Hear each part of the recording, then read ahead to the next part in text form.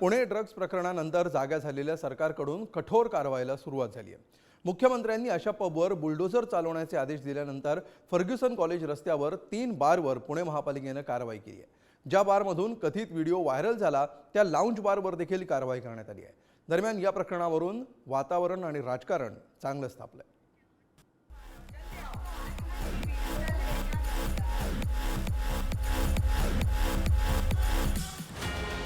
पुण्यात ड्रग्ज घेण्याच्या कथित व्हायरल व्हिडिओनं खळबळ उडाली।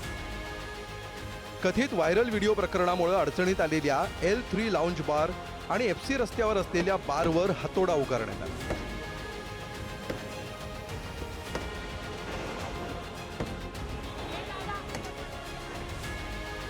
मुख्यमंत्र्यांनी या प्रकरणात कठोर कारवाईचे आदेश दिल्यानंतर FC कल्चर, टेरासीन, सोशल या हॉटेलवर कारवाई करण्यात आली। ज्या L3 लाउंज बारमधील कथित व्हिडिओ व्हायरल झाला त्या बारवरही कारवाई करण्यात आली। मुख्यमंत्री एकनाथ शिंदे यांनी अशा बार आणि पबवर बुलडोझर चालवण्याचे आदेश दिले होते। पुणे पोलीस आयुक्त अमितेश कुमार यांच्याशी बोलून बेकायदेशीर पबवर कडक कारवाई करण्याचे तसंच अवैध बांधकामांवर बुलडोझर फिरवण्याचे आदेश दिले। पुण्याला अंमली पदार्थ मुक्त शहर बनवण्यासाठी अंमली पदार्थ तस्करांवर नव्यानं कारवाई करण्याचे निर्देशही देण्यात आले।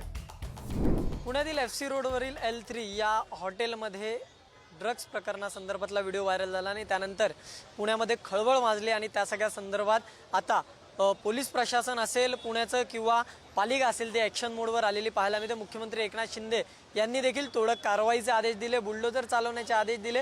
कारवाई जी आहे ती करण्यात आलेली आपल्याला पाहायला मिळाली। मी सध्या त्याच ठिकाणी आहे।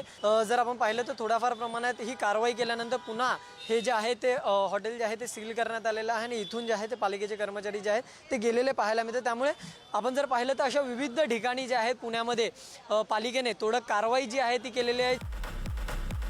या पार्टीत नेमकं घडलं तरी काय याचा घटनाक्रमही आता समोर आलाय। लिक्विड लीजर लाउंज बारमध्ये आयोजित पार्टीची व्हॉट्सअप आणि इंस्टाग्रामवरून जाहिरात करण्यात आली। व्यवस्थापनाला इमारतीच्या तळमजल्यावर पब चालवण्याचा परवाना देण्यात आला। प्रत्यक्षात बेकायदेशीररित्या दुसऱ्या मजल्यावर पार्टीचं आयोजन केलं गेलं। पुढच्या दारानं प्रवेश न देता मागच्या दारानं प्रवेश देण्यात आले। पार्टीच्या दिवशी अल्पवयीन युवकांनी टॉयलेटमधील कमोडवर अंमली पदार्थ सदृश पदार्थांचं सेवन केलं। कथित व्हायरल व्हिडिओमुळे या प्रकरणाची चर्चा सुरू झाल्यानंतर पोलिसांनी कारवाई केली। आतापर्यंत किती जणांना अटक झाली आहे पहा। जागेचे मालक संतोष कामठे, बार चालवणारे उत्कर्ष देशमाने, योगेंद्र गिरासे, रवी माहेश्वरी, पार्टीचं आयोजन केलेला अक्षय कामठे, DJ दिनेश मानकर, पार्टीच्या आयोजनात सहभागी रोहन गायकवाड आणि मानस मल्लिक। बारमध्ये मोठ्या प्रमाणावर मद्याचा साठाही जप्त करण्यात आला असून आरोपींना 27 जूनपर्यंत पोलीस कोठडी सुनावण्यात आली आहे। बारमध्ये पार्टी करणाऱ्या दोघांचं ब्लड सॅम्पल पुणे पोलिसांनी घेतलंय आणि ते तपासणीसाठी पाठवण्यात आलंय। पार्टीत सहभागी असलेल्या इतरांनाही पुणे पोलीस चौकशीसाठी बोलावणार आहेत। दुसरीकडे पुण्यातील या ड्रग्ज प्रकरणावरून राजकारणही रंगताना दिसतंय। शरद पवार राष्ट्रवादीच्या वतीनं या ड्रग्जच्या घटनेविरोधात पुण्यात निदर्शनं करण्यात आली।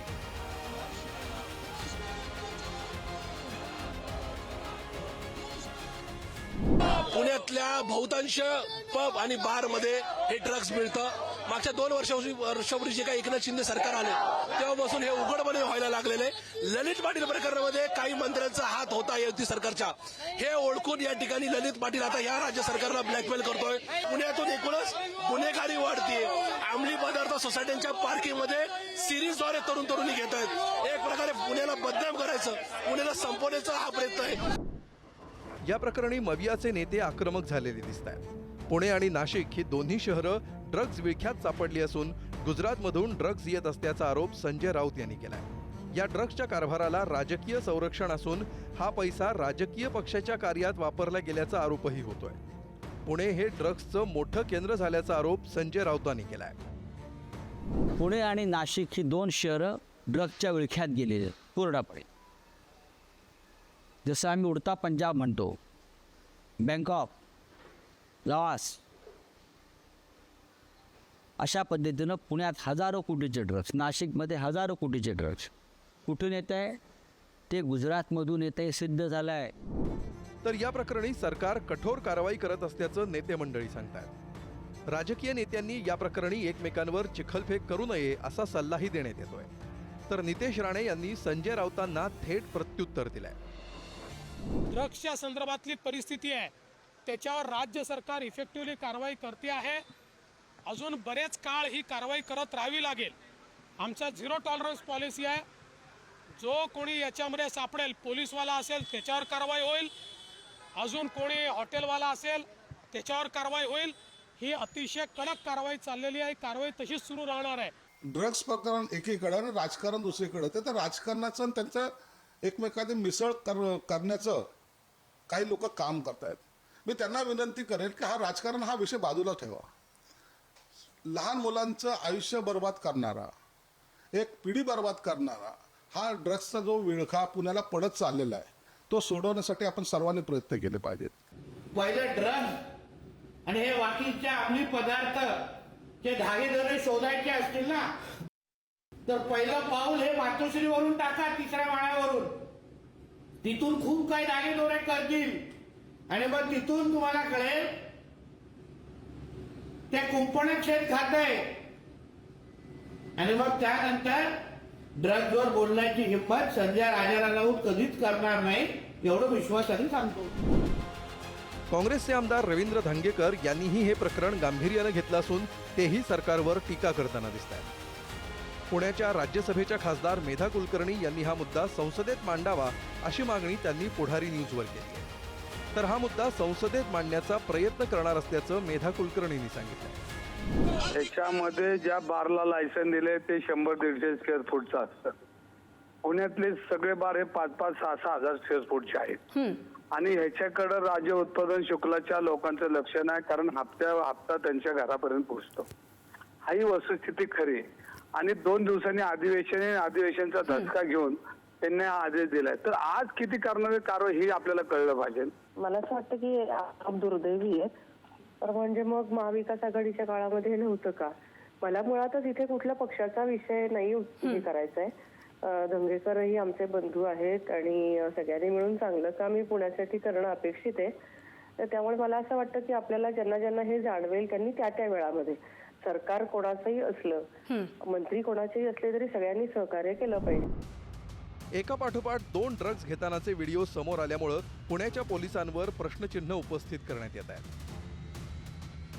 या प्रकरणात आतापर्यंत शिवाजीनगर पोलीस ठाण्यातील 2 बीट मार्शल, 1 सहाय्यक पोलीस निरीक्षक, 1 पोलीस निरीक्षक आणि राज्य उत्पादन शुल्क विभागातील 1 निरीक्षक आणि एका दुय्यम निरीक्षकाचं निलंबन करण्यात आलंय.